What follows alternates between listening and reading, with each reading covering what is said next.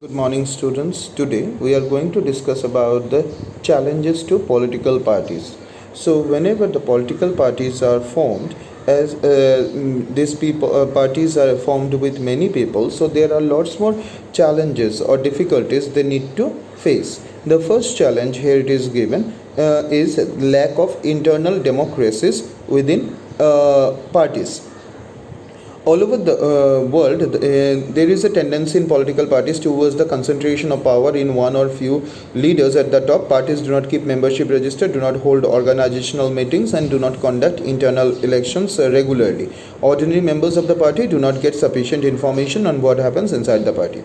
So what we can see in the party, mainly everyone want to keep the power within himself. That's why they want to capture the party and party members into their hand, and for that reason there is no such powers or the positions given to the other members of the party, and for this reason they are not holding the elections regularly within the party. Even they don't have the members register, and meetings also they are not conducting. Only the top grade leaders they are taking the decision and imposing it to the other members also.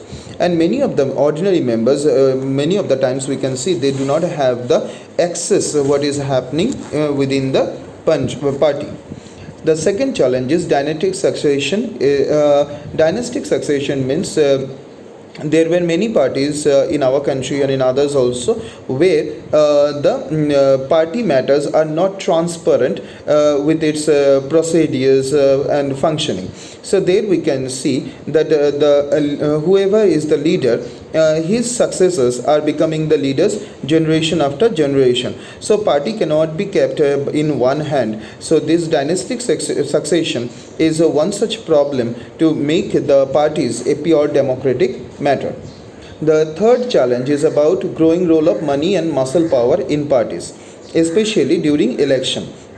And during the time of election, who can spend more money and who have the muscle power or manpower, they can show off their powers and can get a good position within the party. It is not at all the democratic formula. The fourth challenge is often parties do not seem to offer a meaningful choice to the voters. So as parties are many, everyone want to highlight the burning issues or present issues, and that time it became confusing for the voters that which party they will support, because all parties are more or less giving the same opinion to the or same options or choices to the voters. So if meaningful choices are not provided to the voters, then it become a problem for the voters to choose the party. Now here it is said that how can parties be reformed. So there must be the procedure to reform the parties. The first here it is given defection. The first point is about defection. Defection means not now, earlier it was a habit that after winning the election, suppose I am winning the election, I am a candidate, so my party lost the election, cannot win. So in that time, so if the winning party give me the provocation of money or power, then I may change my party to the winning party. So this is called defection. So here it is given, the constitution was amended to prevent elected MLAs and MPs from changing parties. This was done because many elected representatives were indulging in defection in order to become ministers or for cash receivers. Mainly the people want to change their parties after winning from a constituency to get money or the position as a minister. The second point is given, the Supreme Court passed an order to reduce the influence of money and criminals. Now it is mandatory for every candidate who contests the election to file an affidavit giving details of his property and criminal cases pending against him.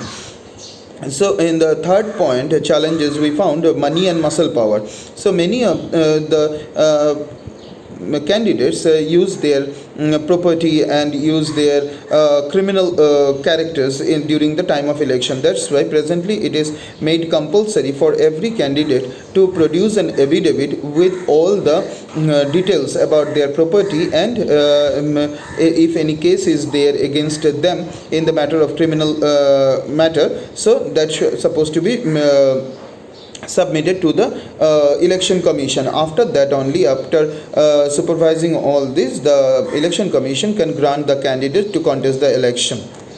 The third is the election commission passed an order making it necessary for political parties to hold their organizational election and file their income tax return. The parties have started doing so, but sometimes it is merely formality. It is not clear if the step has led to greater internal democracy in political parties. So now election commission also asked the parties to hold their organizational meetings regularly and also to give the details about their party's income, and that is the how much they are earning, how much tax they are paying and all this. But it is merely a formula made but not followed properly. Besides this suggestion, there are often made reforms in political parties. Other than these suggestions also, there are some more suggestions given here.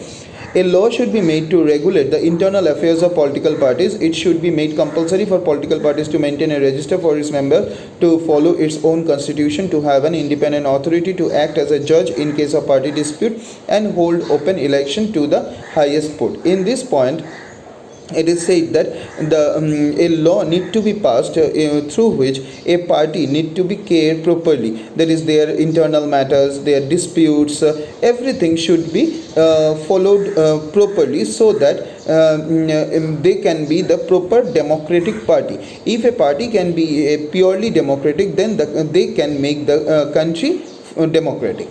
Secondly, it should be made mandatory for political parties to give a minimum number of tickets, about one-third, to women candidates. Similarly, there should be a quota for women in the decision-making body of the party.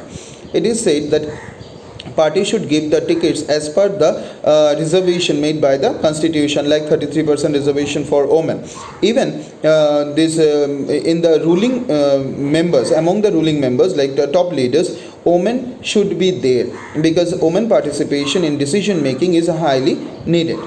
In the third point, it is given there should be state funding of election. The government should give parties money to support their election expenses. The support could be given in kind of petrol, paper, telephone, etc., or it could be given in cash or on the basis of the votes secured by the party.